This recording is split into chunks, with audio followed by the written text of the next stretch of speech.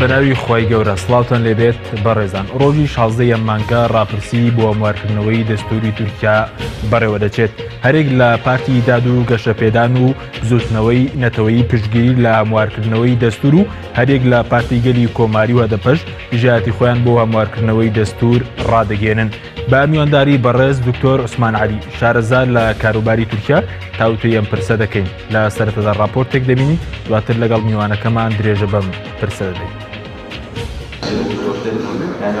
16 مانگە تورکیا ڕاپرسی بۆ هەموارکردنەوەی دەستور ئەنجامەدات. هەر یەکە لە پارتی داد و گەشەپێدانی دەسەڵاتدار و پارتی بزوتنەوەی نەتەوەیی پشتگیری هەموارکردنەوەی دەستورەکەن و پارتی گەلی کۆماری کە میراتگری کەمال ئاتاتورکە لەگەڵ هەدەپا کە پارتێکی سەرەکی کوردیە دژایەتی هەموارکردنەوەی دەستورەکەن.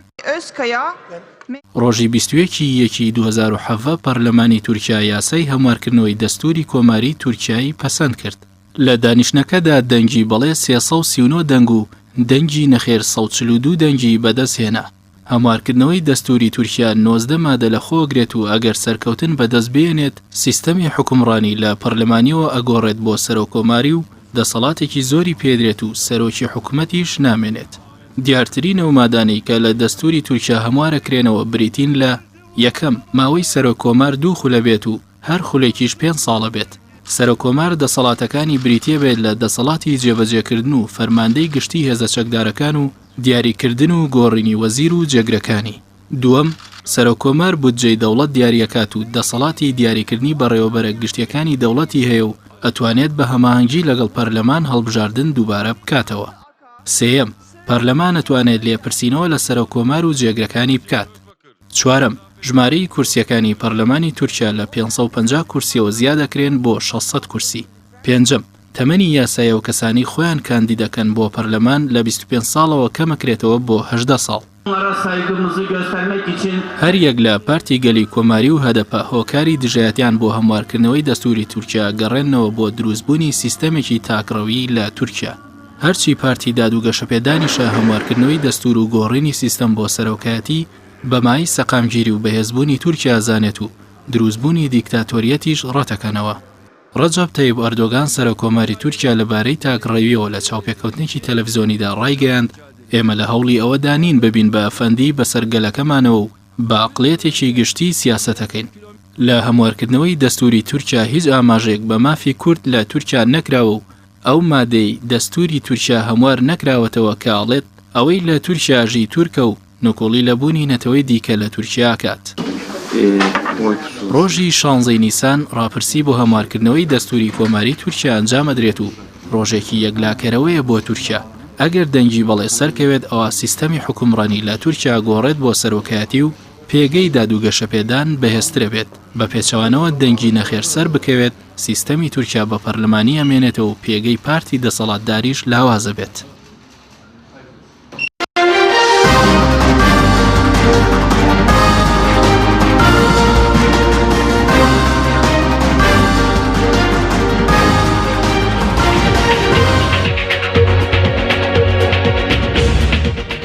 دووبارە سڵاوتان لێبێت بەڕێزان، کاکتۆر بەخێر بێن. سپاس بۆ ئامادەبوونتان. ئەگەر سەرەتا لەوە دەست پێکرد پرسی ڕاپرسی بۆ هەموارکردنەوەی دەستوری تورکیا بەکوێ گەشتووە؟ یەکەم سپاس بۆ هەلەیە و سڵاوم لە بینەرانتان و بیسەرانتان هەیە. بەنسبەتی هەروەکو دیارە حتا ئێستا ئەو ئیجراعاتە قانونیانە یاسیایانە هەمووی گراوەتە پێش و ڕاپرسێکە ئەکرێت لە 16 مانگە و یعنی هیچ کۆسپێکیان ئەنجەلێک نییە کە لە پێشی ئەو ڕاپرسیە بکرێت. زۆر باشە. ئێستا لە دەنگدان لە دەروی وڵات تەواو بووە بۆ هەموارکردنەوە تەنە دەنگدانی گشتی ماوە ڕۆژی 16 مانگ؟ بەڵێ دەنگدانی سوپاش و لە هەمان کاتە ئەوانەی دەروی وڵاتش تەواو بوو. هەروەکوتم چی یعنی تەنها ئێستا ئەوەی هین ماوە کە لە 16 مانگ کە گەل بەشەیشتی دەنگ بدا لە ڕاپرسێکە. زۆر باش. سەبارەت بە هەموارکردنەوە گرنگترینەوە مادانەی کە ئێستا خراونەتە ڕاپرسی یاخود ڕۆژی 16 مانگ دەخنێن ڕاپرسی گشتیەوە بەنسبەت تورکیاوە کام مادانن کە کاریگەریان دەبێت لەسەر گۆڕینی پێگەی تورکیا لە ئاسی ناوخۆ لە ئاسی دەرەوەش؟ بەڵێ یعنی بەڕاستی گۆڕینەکە گۆڕینێکی سەرتاسەریە ئەبێتە لە سیستەمی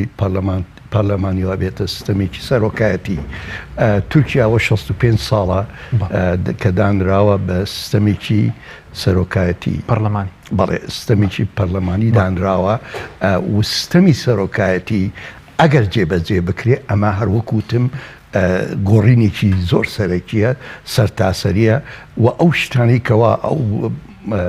با بڵێن ئەو برکانەی کەوا باسی لێ ئەکرێ ئەوش ئەوەیە سەرۆک کۆمار وەکوی سەلاحیاتێکی دەسەڵاتێکی زۆری پێدەدرێت لەوانە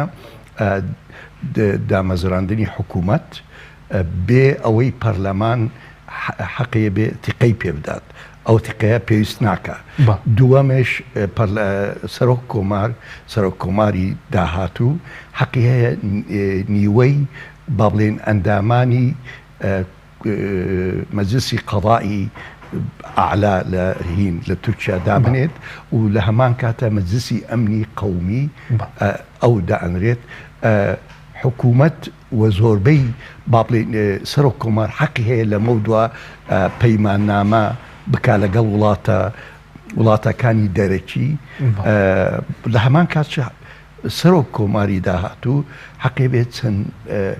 چەند یاسایەکی با بڵێ مەراسیمێکی تەشریعی دابنرێت کە تاکو ئیسە بەشێکە لە حەقی پەرلەمان. ئەم هینانە ئەم گۆڕینانە گۆڕینێکی سەرەکیە بێت و تورکیا ئەچێتە قۆناغێکی تازە. بەڕاستی وەکو زۆر ئەوانەی کەوا چاودێران ئەڵێن ئەمە ئەبێتە کۆماری تورکی دووەم. کۆماری یەکەمی تورکی ئەوەیە کەوا لە 1923 مستەفا کەماڵ دایناوە، بەڵام ئەگەر ئەم گۆڕینانە کەوا پێشنیار کراوە ئەگەر پەسەند بکرێ لە ڕاپرسێکە قۆناغێکی تازە لە مێژووی تورکیا دەست پێ دەکەن. زۆر باش. بەس ئەوەی کە ئێستا خەڵک باسی دەکەن مەسەی سیستەمی سەرۆکایەتی و پەرلەمانێکە ئێستا لە تورکیانی جیاوازی چیە؟ کامیان باشتریانی بۆ دۆخی تورکیا ئەوەی کە باسی لێوە دەکرێت؟ بەڵێ یعنی ئەگەر تۆ مێژووی تورکیا بخوێنی سێرەکەی سیستەمە پەرلەمانەکەی بەڕاستی تا ڕادەیەکی زۆر سەرکەوتوو نەبووە. چۆن؟ بۆچی؟ مثلا 65 حکوومەتمان بووە لەو فترەی کە دراوە، معنای هەر حکوومەتی ساڵێک و 6 مانگ حکومی کردووە. تو لە وڵاتێکە ئەتەوێ یاسا جێبەجێ بکەی، چەند چاکسازی گەورە بکەی، لە هەمان کاتە بەعزی وڵاتێک وەکو تورکیا وڵاتێکی زلێزێکی هەرێمی بەعزاری پێویستی بە قەراراتێکی خێرایە. ئەم سیستەمە پەرلەمانی ئێستا نایەڵێت ئەو شتانە جێبەجێ بکرێ، کۆسبە لە ڕێگای ئەوە کۆسبە لەبەرەوە کە سێری با بڵێن هەفتاکان بکەی. لە حقیقەتدا لە هەفتاکان لە هەر 4 ساڵە 16 حکوومەت هاتووە، یعنی هەر 6 حکوومەتێک هاتووە. ئەوە دوایی ئەمە بۆتە هۆی شەڕی ناوخۆی لە بین بە سیستەمی پەرلەمانی و کاک دکتۆرێنی ئەو بەڕێز دەڵی لە ماوەی ئێوەندەدا مەسەرەن ئەوەندە حکوومەتە پێکاتووە. ئەوە لەبەرەوەی هەروەکو باسی کەم ئەمە لەبەرەوەی تۆزێ کەم و کوڕی هەیە نەک تۆزێ زۆرش لەو سیستەمە پەرلەمانی کەوا ئێستا هەیە. لەبەر ئەوە یعنی پارتی دادوگەشە پەیدان و ئەردۆغان بە داوا ئەکات کە سیستەمەکە بێتە سەرۆکایەتی. ئێستا سیستەمەکە لاوێزە، زۆر لاوازە و لە هەمان کاتە ئەمە بەس پارتی دادوگەشە پێدان نییە، زۆر کەسن و لە چەپشن و لە ڕاستش. یەکێک لەوانە تۆرغۆت ئۆزال لە هەشتاکان کە لە دەستوری 1982 کە نووسرا تورغۆت ئۆزالش وتی تورکیا پێویستی بە سیستەمی سەرۆکایەتیە و طبعاً نەجمەدین ئەربەکان هەر لە زۆکۆ داوای ئەو شتەی کردووە. یعنی با بڵێن پارتی دادوگەشە پێدان تەنها تەرەفێک نییە و چەند محللێکی دیبلۆماسی و چەند مێژووناسێکی یان با بڵێن شارەزا لە بواری تورکیا کە غەیری پارتی دادوگەشە پێدان لە ڕۆژاوان ئەوانش ئەڵێن یعنی با بڵێن سیستەمی پەرلەمانی لە تورکیا تاکوستە کردێت بۆتە هۆی 4 سێ ئینقلابی عسکەری سێ کودتای عسکەری لەبەرەوە بەڕاستی ئەم سیستەمە زەعیفە. سەبەبێکی ترشەیە بۆچی پارتی دادوگەشە پێدان ئەوێت ئەم هەموارکردنە بکات و بیکاتە هین وەکو بڵێ سیستەمی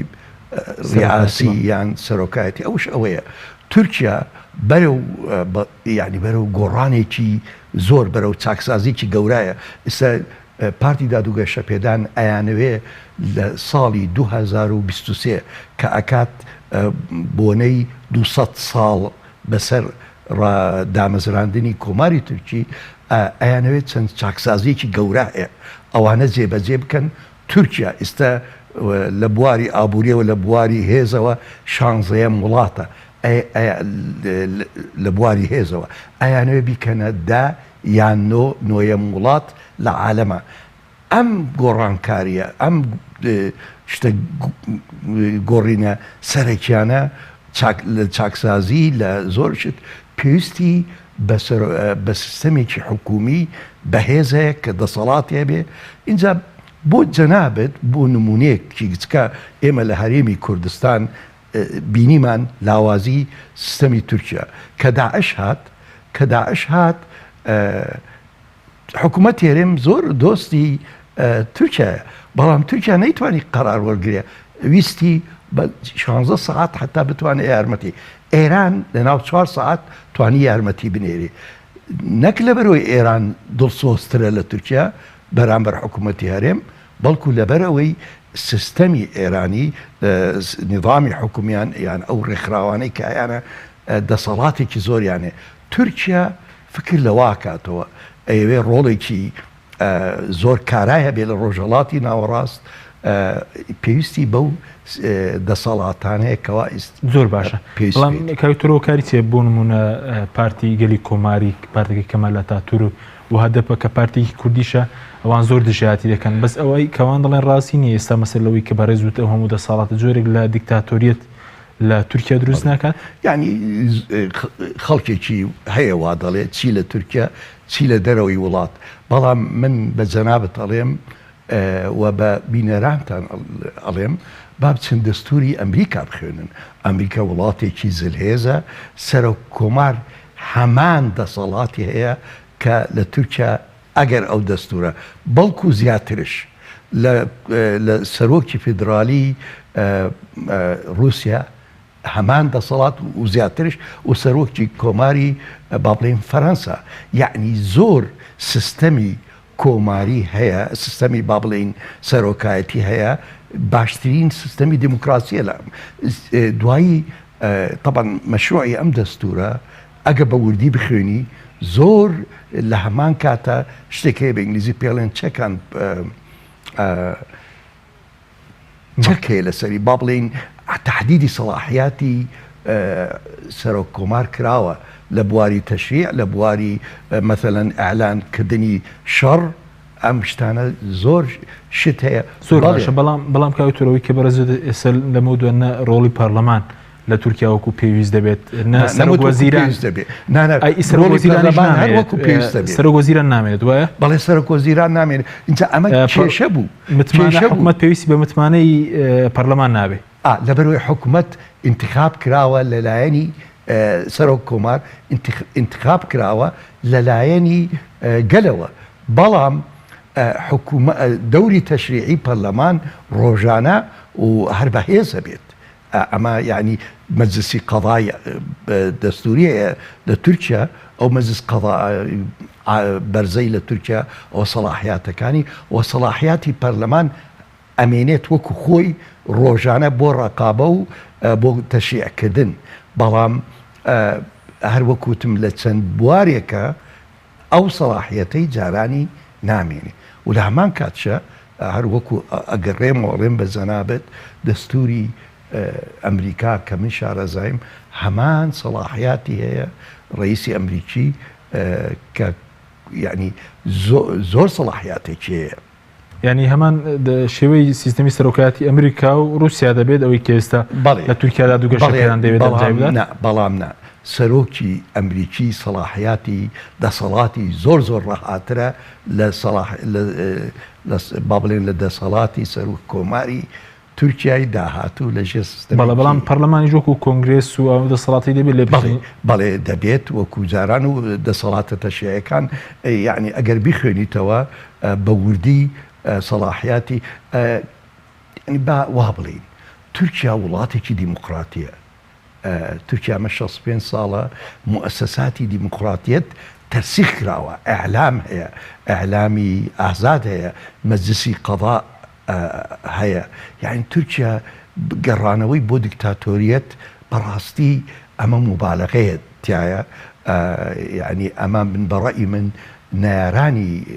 پارتی دادوکێشە پێدان زیادە ڕەوی لەسەر ئەواکەن لەبەر ئەوەی ناڕەزان لە سیاسەتی تورکیای ئەم بوو لە سووریا لە بەرامبەر فەڵەستینەکان بەرامبەر چەند سیاست بەرامبەر گەڕانەوەی ئیسلام وەکو مەرجعیەتێک لە زۆر بواری تەشریعی لە تورکیا ئەمڕۆ وڵاتانی ڕۆژاوا بە تایبەتی یان بەڕاستی لەوە ناڕازین و ئەمەش زیادە ڕەویەکەن لە ئەلامیانە. یعنی ئێستا مەثەلەن با بڵێن ئەو ڕۆژە سیسی چووە بریتانیا چووە فەڕەنسا ئیستیقبال کرا، بەڵام لە کاتێکە مەحاکەمی سیسی حتاکو دوێنە بە گۆترا حکم ئەدام دەرەکە، بەڵام کەس باسی زیادە ڕەویەکان و ئەداماتی سیسی ناکە، دێن باسی ئۆردۆغانەکەن. اینجا ئەمە کرا لە وەختیا با خزمەت بکەم لەم بوارەوە ئەمە کرا بەرامبەر سلڤادۆر ئەلەندی کە کرایە دیکتاتۆر لە وەختێکە سلڤادۆر ئەلەندی لە چیلی انتخاب کرابوو لەبەرەوەی سلڤادۆر ئەلەندی لە پەیرۆ و پرۆگرامی غەرب لە ئەجندەی غەربا نەبوو، لە هەمان شت مصدق لە ئێران و زۆر کەس یعنی چەند کەس ئەمە ئەعلامی غەربی ئێمە زۆر وا باوەڕمان بەوەیە کە ئەو ئەعلامە هەرچی بڵێ ڕاستە و بەڵام ئەعلامێکی زۆر بە عەرەبیە لێن مسەیەرە، ئەعلامێکی موەجهە زیادە ڕەوی هەیە لە با بڵێن لەو مەسەلەی کەوا لە تورکیا ئەکرێ. بەڵێ زۆر باشە، بەس باسی مەسەلەی ئەوەی کە کورد بۆ نمونە هەدەفە کە پارتێکی کوردیە دەنگ بە و هەمواری ئەم دەستورنەدا و لە جێی خۆی نییە لەبەرەوە هیچ مادەیەکی تێدا نییە بۆ کورد ئێمە دەبین هیچ مادەیەک لەو 18 مادەیەک هەموارێکەوە بە 1 و 6 باسی مافی کورد نەکراوە. وایە مافی طبعا خۆی باسی مافی کورد نەکراوە، ئەمە ڕاستە، بەڵام من ئاگادار بووم لە تورکیا بووم حتاکو پێرار پرۆژەیەک هەبوو لە وەختی داودۆڵ ئەنووسرا کە ئەو پرۆژەیە چەند فەقەرێک هەبوو لە دەستوری تورکی ئەلاساس هەڵبسێت بە شێوەیەکی ڕاستەوخۆ و ناڕاستەوخۆ لە چەند فەقەرێکی تر ئیقرارێک کرد بە وجودی کورد، بەڵام ئەوە بەشێک بوو لە سەفقەیەک لە بینی پارتی گەلانی هەدەپە و لە بین با بڵێن پارتی دادوگەشە پێدان. ئەمە ڕووی نەدا لەبەر ئەوەی هەدەپ لە جاتی ئەوەی ئەو هەلە بخسێتەوە و داوای مافی کورد بکە، بەرنامەیەکی بە بۆچوونی من بەرنامەیەکی هەڵەیان اختیار کرد، ئەوش اتفاقیان کرد لەگەڵ چەپی تورکی و خۆیان کرد بە طەرح، خۆیان کردە مەرجعی و سەرکردایەتی بەرنامەیەکی چەپی تورکی و مافەکانی کورد کە لە دەستورە جێبەجێ بوو ئەگەر تەحالوفیان بکردایە لەگەڵ با بڵێن پارتی دادوگەشە پێدان. اینجا طبعا ئێستا ئۆردۆغان لەم هەموارکردنە باسی مافەکانی کوردی نەکردووە لەم هەموارکردنە لەم دەستورە لەبەرەوەی پێویستی بە دەنگی پارتی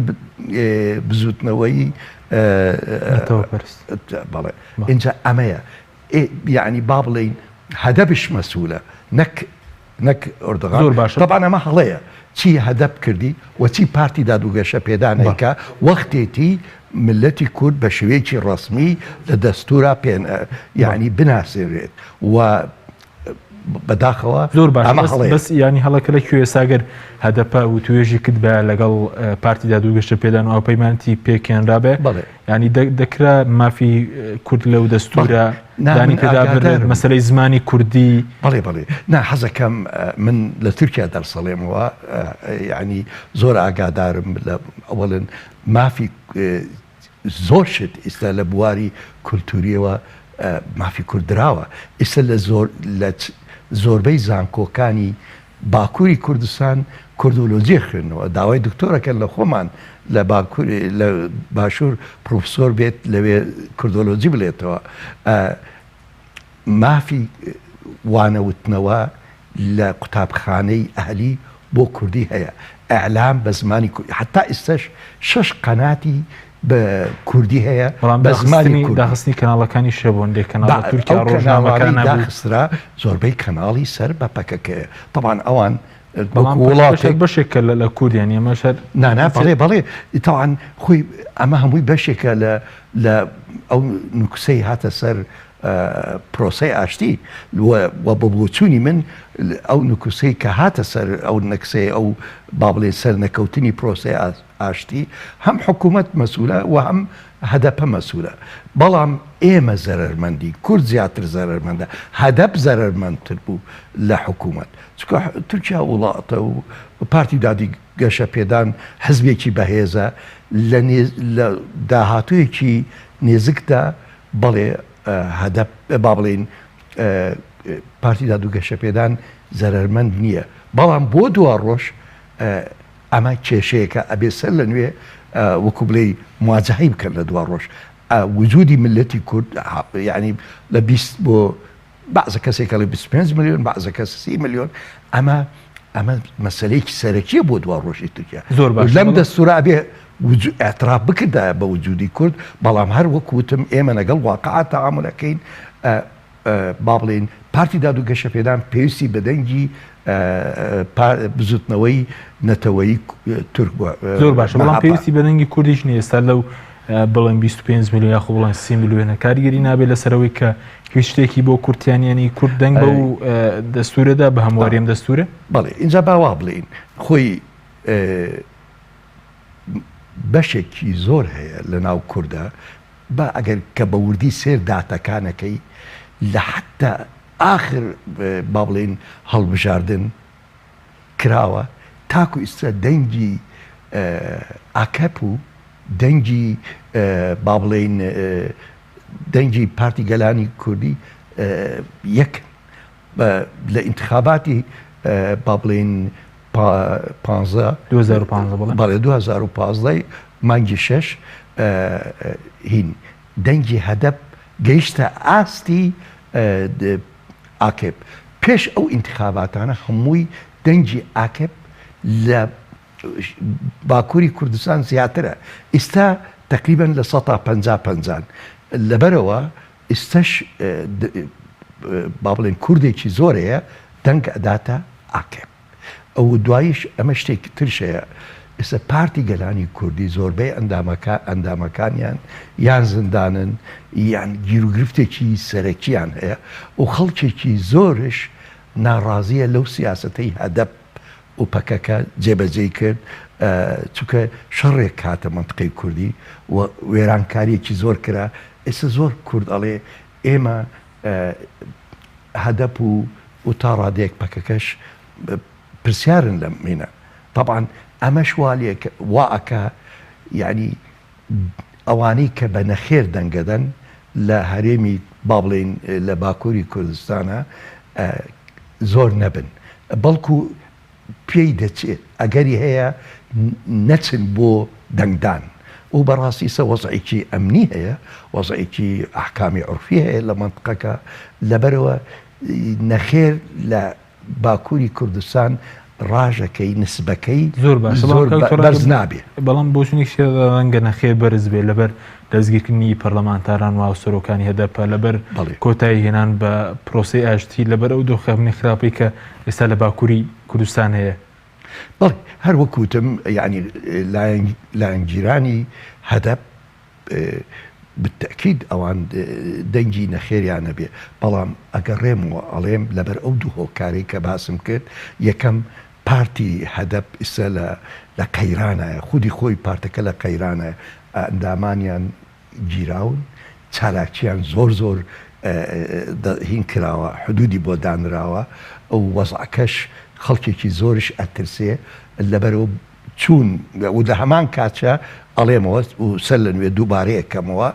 خەڵکێک شەیە ئەڵێ ئێمە دەنگمان نەدا بە هەدەپ بچێ خۆی بکاتە نوێنەری چەپ لە تورکیا ئێمە دەنگمان داپی بچێ ئەمە زیانی لە کێشەی کووردا کە خۆیان کرد نوێنەری چەپ لە تورکیا چۆن زیان لە کێشەی کورداوە بەڵێ یعنی کوردێکی زۆر ئەڵێ ئێمە دەنگماندا بە هەدەپ وەکو بچێت لە پەرلەمان داوای مافی کورد بکە نەک داوای یعنی هەدەپ بووە ئەجندەیەکی چەپ لە تورکیا یعنی خۆی هەدەپ بە وردی سێری پرۆگرامی ئەو حەزبە بکەی حزبێکی کوردی نییە بەڵێ زۆربەی ئەندامانیان کووردە و ئەمڕۆژ تاکو ئەم دقیقە ئەندامانی ئاکێپ لە پەرلەمان کورد زیاترن لە ئەندامانی هەدەپ ئەندامانی کوردەکان لە چەندی پارتەکە هەردۆغان کورد و چەندی هەدەپەش لە پەرلەمان یاعن من نامەوێ بە دقیقی ناڵێم نامێ بەڵکو ئێستا داتای حەقهینم نییە بەڵام ئەوەی من ئەندامێکی پەرلەمانتاری دیاربەکرم بینی وتی ئێمە ئەمڕۆژ ئێستا زیاترین لە ئەندامانی هەدەپ لە پەرلەمان چکە ئەندامانی هەدەپ ملەتەکانی تری تایە ئەجا بە جۆرەی وەکو با بڵێین عەرەبی تایە ئاسووری تایە کلدانی تایە عەلەوی غەیری کوردی تایە تورکی تایە يعني بلي يعني بالتأكيد من لم داتايا كدام بيت بشوي كشتي نكبر بالرقم نيما نام بنيرانة بروالا بم بالتأكيد استش انداماني عكيب لبرلمانا ككردن زياتر لأنداماني ناوبريك من هيدو أثغر مولاي برستان كايوتر بلا بنيراني برس ناوبريكو دقرين ولا كنقبون بەرنامەی ئەمڕۆ بە سپۆنسەری کۆمپانیای ئەسێ بۆ بازرگانی مۆبایل شیری ئەڵتونسا.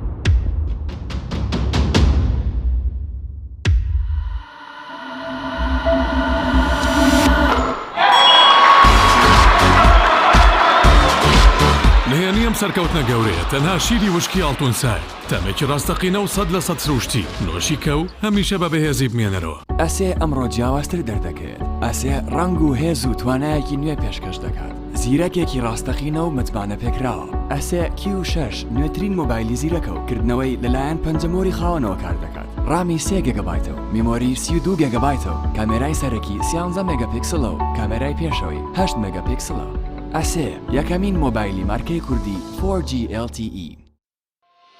کۆمپانیای بەیزا لە پێنە و بەرەنگاربوونەوەی قەیرانی دارایی و پێشکەشکردنی باشترین ئامێری کارەباییەتی نۆماڵ کۆمپانیای بەیزا بووە بریکاری گشتی کۆمپانیای زەمگی ئیتالی هەروەها فرۆشتنی بەرهەمەکانی باقیستی هەژدەمانگ بە هاوڵاتیان سەلاجە و مجەمیدە هەموو جۆرەکانی سپلێت تەلەڤیزیۆن و تەباخ و مڕەشەح فرن و مایکرۆ گسکی کارەبایی غەسالەی جلشتن و قاپشتن بەیزا مامی هاوڵاتیان. تۆپ ئارت تاکە بریکاری تۆڕی میدیایی کۆمەڵ بۆ دروستکردن و بڵاوکردنەوەی ڕیکلام. تۆپ ئارت.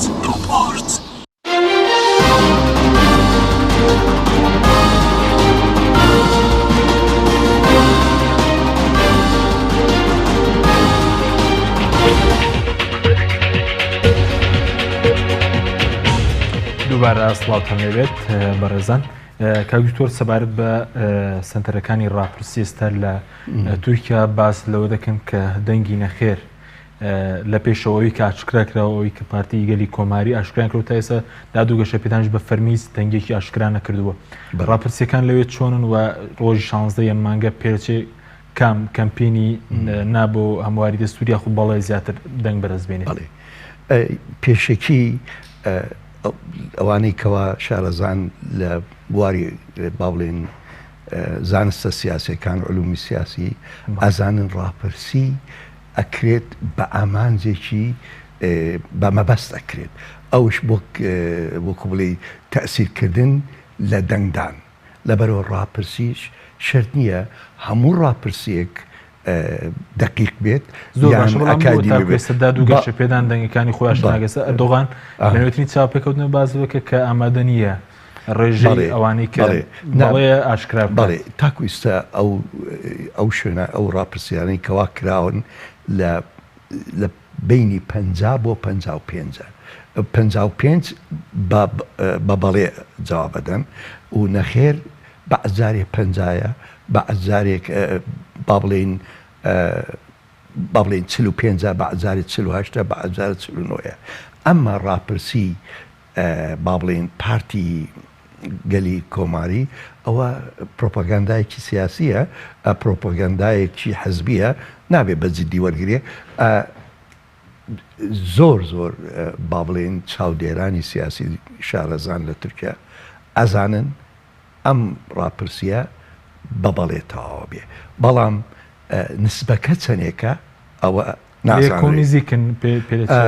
زۆر نێزک نابن بەڵام هیچ گومانی تیانە ئەمڕۆ جۆرە قوتبیەتێک هەیە جەمسەری هەیە لە تورکیا جەمسەرێکە جەمسەریەکی ئەوەیە ئەلمانیەکانی کورد و تورک بە شێوەیەکی گشتی چاپ و پارتی گەلانی با بڵێن دیموکراتی و پارتی گەلی کۆماری کە سەرکردایەتی ئەو جەمسەراکەن ئەمانە وەکو بڵێ زۆر یعنی با بڵێ محاولێکی باشەکەن تەقەلایەکی زۆرەکەن و یارمەتێکی دەرێکی باشیان هەیە لە ئەلام لە غەرب کە ئەم ڕاپرسیە بەنەخێر تەواو بێ بەڵام ئەوەی بچێ بۆ تورکیا لە تورکیا بژێ ئاگاداری یعنی زۆر بۆ ڕوونە بێ لەم ڕاپرسیە وەکو ئینتخاب وەکو تقریباً ئەمە 8ەم هەڵبژاردن و 4ەم ڕاپرسیە پارتی دادوگەشە پێدان ڕکێفەکەی هەر بەرزە بێتەوە و ئیستەش بەرەو زۆر باشە بەڵام ئەگەر شکست بێنێ شکست نییە بۆ پارتی دادوگەشە پێدان بەڵێ ئەگەر بینێت شکستە بۆ پارتی دادوگەشە پێدان قەیرانێکی دەستوری دێتەکایەوە قەیران دەستوریکە چییە دەستوریەکە ئەوەیە کەوا ئەوە حکوومەتی تورکیا خۆی ئەڵێ ئۆردۆغان تەلمیحی کرد و پارتی دادوگەشە پێدانش وتیان ئێمە ئەچین بۆ هەڵبژاردنێکی پێشوەخت و لەو هەڵبژاردنە ئەڵێ ئێمە ئینجارە ئەتوانین دەنگێک بێنین کە ئەو دەنگەش ضەمانی بکە کە ئێمە بەبێ ڕاپرسی ئەو هەموارکردنەی کەوا پێویستە حەزەکەم بزانی ئێستا ئەو هێزانەی بۆ بەڵێن بەس پارتی دادوگەشە پێدان نییە بەڵکو پارتی مەحەپەشە ئەوانش لە سەتادەی دەنگیانەیە لە سەتادە و ئەمڕۆ وەزعی اقتصادی با بڵێن ئێستا وەکو پار باش نییە بەڵام بەشەیەکی گشتی لە تورکیا ملەتەکە تا ڕادەیەک لە بواری ئابووریەوە ئێستا نەچونەتە ناو قەیرانێک با بڵێن ئەگەر ئەم ڕاپرسیە دوای 2-3 ساڵتر بکرێ و ئەو قەیرانانەی کە ئێستا دەستی پێکردووە لە تورکیا قوڵتر بێ احتیمالە ئەگەری هەیە با بڵێن ڕاپرسیەکە لە ساڵحی پارتی دادوگەشە پێدان نەبێت بەڵام ئەمڕۆ وەزعی ئابووری تورکیا زۆر باشە قیاسن بە وڵاتانی دەور پشتی قیاسن حتا بە ئەوروپا ئەمە یەک دووەم دەنگی دەرەوە ئەو هەڵوێستەی یەکێتی ئەوروپا کردی بەرامبەر گردی بەرامبەر پارتی دادوگەشە پێدان بە تایبەتی لە هۆڵندا لە فەڕەنسا لە ئەڵمانیا ئەوە وای کرد خەڵکێکی تورکێکی زۆر دەنگ بدا کە احتیمالە لە هەوڵۆ بیریان لێ نەکرد بووە کە بچن بۆ دەنگدان ئێستا ئەچن ئێستا ئەردۆغان بە بەرنامەیەکی نەتەوەیی بە بەرنامەیەک ئێوێ بڵێ ئێمە تورکیایەکی بەهێزمانەوێ سەر لە نوێ تورک و تورکیا بەهێز بێت لەبەر ئەوە من ئەبینم دەنگی دەرەکیش تقریبا 7 ملیۆن دەنگەیە لە دەرەوەی وڵات لە تورکیا ئەمانە هەمووی ببرە 4 ملیۆنی و شتێک دەنگەیە نەک 7 ملیۆن بەڵام ئەمە فاکتەرێکە بێ و بە شێوەیەکی گشتی ئەوانە بەبەڵێتەوە بێ ئەوەش هەڵوێستی وڵاتانی ئەوروپا پەیوەندی بە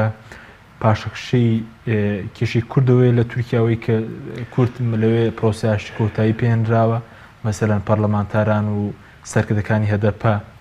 زیندانی دەکرێن و لە تورکیا شتێکی بۆ کورتیانی لەسەر مەسەلەی مرۆڤ دۆستیاخ و لە چیەوەیە ئەو هەڵوێستێکی ئێستا باگرژی کردیان تورکیا و بەشێک لە وڵاتانی ئەوروپا دروست بوو. بەڵێ یعنی هیچ گومانی تێدا نییە چەپی ئەوروپی سۆشیال دیموکرات و با بڵێن چەند دام و دەستگایەکی چەپ لە ئەوروپا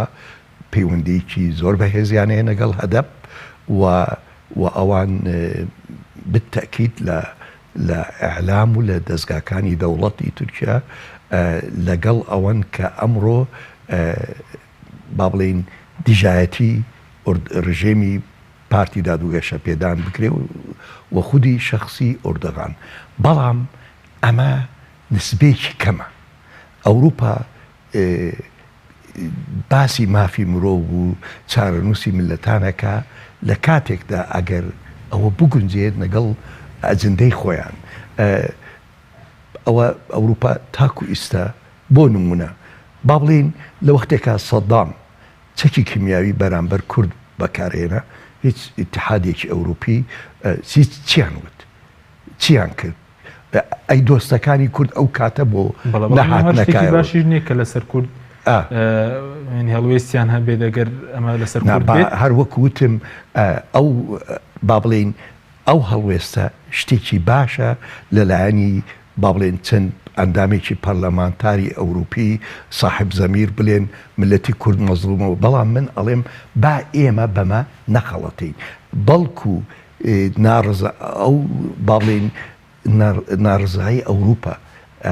بەرامبەر ئۆردۆغان لەبەر ئەجندایەکی ترە ئەجندایەکی ئەوەیە کە تورکیا وەکو وڵاتێک لە زۆر شت ئێستا بە ئەمریکا و بە ئەوروپا ئەڵێ نە ئەمنەیە لە هیچ وڵاتێکی مسلمان قبول نیە لە هیچ دەوڵەتێک لە هیچ سەرکردەیەکی وڵاتانی مسلمان قبول نیە بەڕاستی ئەوروپا پێی ناخۆشە ئیتحادی ئەوروپی پێی ناخۆشە تورکیا وەکو وڵاتێکی مسلمان لە بواری ئابووریەوە بژێتەوە ئەمان مەسەرەن ئەو پێشبکاری کە بەرامبەر کورد دەکرێت لە تورکیا لەکوێی ئیسلامدا جێگەی دەبێتەوە مەسەرەن ئەگەر وڵاتێکی مسلمان بێت من نەبوت وڵاتێکی مسلمانی باشە من ئاڵێم لە هەرچی وڵاتێکی مسلمان ئەگەر بژانەوەی ئابووری هەبێت و ئەگەر وڵاتەکە بەهێز بێ لە بواری عسکەریەوە لە بواری حتا ڕژێمی بەعس ئەوروپا پێی ناخۆش بوو عێراق وڵاتێکی بەهێز بێ پێی ناخۆش بوو لە وەختێکە لە حملەی با بڵێن پرۆسەی ئەنفال جێبەجێکرا ئەوروپا دەنگینە بەڵام کە عێراق لە شەڕی جەنگی با بڵێن ئێران و عێراق دەرچوو زۆر بەهێز و تەحەدای ئەوروپای تەحەدای ئەمریکای کرد لە کوێت و لە چەند شوێنێک و هەڕەشەی کرد لە ئیسرائیل اینجا ئەوروپا هاتە دەنگەوە اینجا ئەمە لە ئەوەی ئەمەوێ بڵێم ئەوەیە تورکیا و ئەوروپا لە بواری چەند ئیتفاقیەک یەکێک لەوانە ئیتفاقی پەناهەندەکان ئەوروپا ناڕازیە لە ئۆردۆغان لە بواری زۆر بواری ئابووریشەوە چەند شتێک هەیە وەکو بڵێ تورکیا ئەوێ ئەجندەی خۆی هەبێ لەوە زۆر وڵاتانی ئەوروپا و ئەمریکا بە تایبەتی لە سووریا لە قەیرانی سووریاش. زۆر باشە، بەس کاوتۆر ئەوەی کێستایە دەستورەکە ئەگەر دەنگی نەخێر بێت یاخود بەڵێ بێت کەمیان بۆ ئایندەی کورد لە تورکیا باشتر لە کاتێکە ئەم هەموارە بەسەرە هیچ باسی کورد ناکە. ئەگەر دەستورەکە تێپەڕ یا خوشکست بێنێ بۆ کورد لە تورکیا بۆ پرۆسی ئاشتی بۆ ئایندەی کورد کامیان بە بۆ چوونی بەڕێستان باشتر. بەڵێ اینجا با من باسی ئەگەرەکەین، من حەزەکەم باسی ئەگەرێکی واقعی بکەین حتا بینەرانتان ئاگادار بن یعنی ئەگەری بە بەڵێی زۆر بەهێزە. ئەمە یەک. دووەم، من وەکو پارتی دادوگەشە پێدان بناسم و قیادەی تورکی بناسم، ئەمانە ئێستا ئەو دەنگانەی ئەیکەن بەرامبەر کەرکووک و بەرامبەر پرۆسەی ئاشتی، ئەمە شتێکی تەکتیکیە لا ئەوان بەڕاستی ئەو پارتە ڕەگەز پەرستنی چکە پرۆسی یعنی خەلفەیەکی تریانەیە لە و ئەردۆغان ئەگە دەسەڵاتی هەبێت، من وای بینم و احتیمالشە هەڵە بم لەم شتەدا ئەتوانێ گۆڕانکاریەکی زۆر بکە لە تورکیا. یەکێک لەو گۆڕانکاریە ئەو لە دوای ئەم ڕاپرسیە من پێ ئەچێت، من وای بینم کە پێ ئەچێ پرۆسەی ئاشتی بەرقەرار بێ. بەڵام ئەگە دەنگەکە بە نەخێر بوو، من بە پێچەوانەی جەنابتەوای بینم ئەگەر بە نەخێر بێ تورکیا ئەچێتە ئەزمەیەکی دەستوری بەڵکو ئەزمەیەکی گەورەتر قەیران و ئەو کەسانەی کەوا لەم ئەزمەیە لەم قەیرانە سوود وەرەگرن بە هیچ جۆرێک هیچ تەرەفێکیان چی پارتی گەلی کۆماری یان تەرەفێکی تریان لە پارتی دادوگەشە پێدان باشتر نابن بۆ پرسی کورد. بەڵێ ئەیڵێم پارتی دادوگەشە پێدان بە شێوەیەکی پێویست و بە شێوەیەکی ئەمەلی واقعی ئەمڕۆ پرسی کورد هەڵناسەنگێنێ، بەڵام بەدیلەکانی زۆر خراوترن لین و بەڵام ئەڵێم بەدیلەکەی خراپترە بۆچی هەدەپە لەگەڵ پارتەکەی کەمال ئەتاتورک و مەسەلەن ئێستا ئەم پرسەکۆی کورێتەوە پارتی گەلی کۆماری و هەدەپ ئێستا لە یەک بەرەداین لە بەرامبەر بەرەکەی پارتی دادوگەشە پێداندا. اینجا ئەمە هەدەپ ئەمە یەکەم هەڵەی نییە کردی طبعاً پێ دوای هەڵەیە بەڵێ زۆر هەڵەیەکی زۆر گەورەیەتی هەڵەکە با پێت بڵێم ئەمە یەکەم هەڵە نییە. لە 2014 با بڵێم پاکجێکی چاکسازی هەبوو لە زۆر بوارە لە خزمەتی پرۆسەی دیموکراتی بوو لە تورکیا و کوردش بە تایبەت، بەڵام ئەلەوەش هەدەپ لەبەرەوەی نەگونجا لەگەڵ پارتی دادوگەشە پێدان لەبەر ئەجندەی خۆی داوای کرد خەڵک لە باکوورە بە نەخێر دەنگ بدەن، بەڵام ئەو پاکیزەش سەرکەوت. اینجا با بڵێنەوە پارتەکەی گەلی کۆماری با بڵێ ینی ئێمە ئەوەی مێژوی تورکیا بناسێ ئەزانێ ئەوان تقریباً 6 ساڵ لە حکوم بوون، چی کوشتاری ملەتی کورد هەیە کراوە، جێنۆساید، چەوساندنی ملەتی کورد، با بڵێن سەحری قەومی بۆ نەتەوەی کورد، هەمووی بەدەستی پارتی داد و پارتی گەلانی کۆماری کراوە. ئەمڕۆ پرسی کورد نەتیجەی سیاسەتی 6 ساڵەی پارتی گەلی کۆماریە. پێ دوای شتێکی هەڵەیە کە بێ بەڵێ یعنی ئەتوانین بڵێن ئەمڕۆ سەر لە نوێ حزبێکی کوردی با بڵێن پارتی گەلانی دیموکراتی لە موقعێکی غەڵەتە. ئەتوانی بڵێ ئێمە دەنگ نادەین لەبەرەوەی با بڵێن لەبەرەوەی ئەو بەرگانەی کە باسی مافی کوردەکە ئێمە لەبەرەوەی باس نەکراوە ئێمە دەنگ نادەین، بەڵام بڕۆی بڵێ من لەگەڵ پارتی گەلانی پارتی گەلی کۆماری حلفەکەم بۆ ئەم ڕاپرسە کە ئەوەلەن ئەمە هەڵەیە چکە تەرەفێکە ئەم حزبە ڕابردوویەکی خوێناوی هەیە دەربارەی مەسەلەی هیچ نەگۆڕاوە. ئەمە یەک. دووەمش لە هەمان کاتە سیاسیەن یعنی زۆربەی ئەوانەی شارەزای تورکیان با بڵێن لە ئەوروپا و لە ئەمریکا باش ئەزانن ئەم ڕاپرسیە بە بەڵێتەوە بێ من ئەڵێم ئێمە مڕاهەناکەین بە تەرەفێکی خاسر بە مەسلەیەکی خاسر ئەو تەرەفەش دۆڕاوە و دژمنی ملەتی کورد زۆر باش کاتمەکەمەوە سەبارەت بەوەی کە کاریگەری ئەم ڕاپرسیە سەرکەوتنی یاخو سەرنەکەوتن لەسەر هەرێمی کوردستان چی دەبێت لەسەر باشووری کوردستان؟ طبعا سەرکەوتنی باشە بێت زۆر ئیجابیە بێ ئیجابیەکە لە چ ڕوویەکەوە دەبێت؟ لە بواری ئابووریەوە لە بواری ئەوەوە کە ئێمە تاکو ئێستا هەتاکو 2004 تورکیا هەساری اقتصادی دانابوو لەسەر هەرێم و بە هەرێمی ناناسی ئەوت شیمالی عێراق ئێستا کۆ بە هەرێمی دەناسی ئێستا؟ بەڵێ بە هەرێمی ناسێ و بە ئەقلیمی کوردستان ناسێ مانگێ بەلێسا کاک مەسعود بارزانی کە لە تورکیا بوو عالەمی کوردستانیان بەڵام لە قوڵی نیە لە کەرکووک عالەمی کوردستان بڵێ اینجا ئەوە مەسلەیەکی ترە طبعا ئەلەوەدا بە بۆچوونی من کە خەڵکی کەرکووگم ئەلەوەدا هەم کوردەکان هەڵەیان کرد و هەم پارتی داد و گەشە پێدان لەو موقفە توندەی ڕاست بوو بەڵام بۆچوونی هەڵە بوو داد و گەشە پێدان؟ بەڵێ ئەوش هەڵە بوو کە موقفیان زۆر بە شدت بوو ڕاستی لەسەر ئەساسێکی عیلمی نەبوو بەڵام بەڵێ مافی کووردە عەلەمەکەی هەڵبگرێ بە بۆچوونی من تەوقیتەکەی غەڵەت بوو ئەبێ زووتر بکردایە بەڵام ئێستا لە کاتێکا کردیانە ئایانتوانی با بڵێن لە دوای ڕاپرسی یانەمە تەنسیق بکرایە لەگەڵ تورکیا لەگەڵ جەبهەی تورکمانی ئەمە من جارێک کاک نەجمەدینم بینی وەڵای بەسە بە کورتێڵێمەوە جارێ کاک نەجمەدین کەریمم بینی لە تەلەڤیزیۆن طبعا لە ڕووداو ئەیوت ئێمە ئەمانەوێ بێنە ناو هەرێمە بەڵام لەگەڵ خۆمانە عرب بینین و تورکمانش بینین باش آخر ئەم پرۆسەیە ئەوە ناکە ئێمە عربمان نێنە و تورکمانش بێن باش ئاگادار بە من لەبەرەوەی هەتچۆی کەرکووەکەم ئاگادارم عربی سونە ئێستا ئامادەن بەس پێویستیان بە دەماناتە بێنە ناو هەرێمەوە تورکمانی سونەش ئامادەیە بەڵام ئێمە ئەم شتە بە زۆر بە عەجەلە کرا.